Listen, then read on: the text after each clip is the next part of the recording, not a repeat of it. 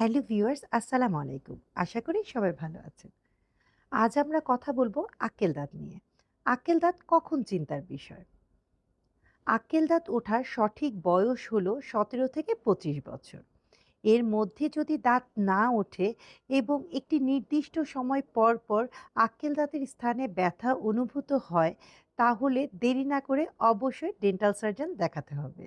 কারণ অনেক সময় দেখা যায় আক্কেল দাঁতের পজিশন সঠিক না থাকার কারণে সেই দাঁতটি মাড়িতে না উঠে পাশের দাঁতকে ক্ষতিগ্রস্ত করে ফেলে। এর ফলে আক্কেল দাঁতের স্থানে ব্যথা অনুভূত হয়ে থাকে। এই অবস্থায় দেরি না করে অ্যাজ আর্লি অ্যাজ পসিবল আক্কেল দাঁতটি তুলে ফেলতে হবে। আবার অনেক সময় দেখা যায় আক্কেল দাঁতের উপরের মাড়ির থিকনেস বেশি থাকার কারণে আক্কেল দাঁত কমপ্লিটলি উঠতে পারে না। সেক্ষেত্রে দেখা যায় দুই দাঁতের আঘাতে মাড়িতে ইনফেকশন হয়ে থাকে। যদি ট্রিটমেন্টে অবহেলা করা হয় তবে সেই ইনফেকশন কিন্তু ভয়াবহ রূপ ধারণ করতে পারে। তাই এই অবস্থায় দেরি না করে অবশ্যই একজন ডেন্টাল সার্জনের পরামর্শ নিতে হবে।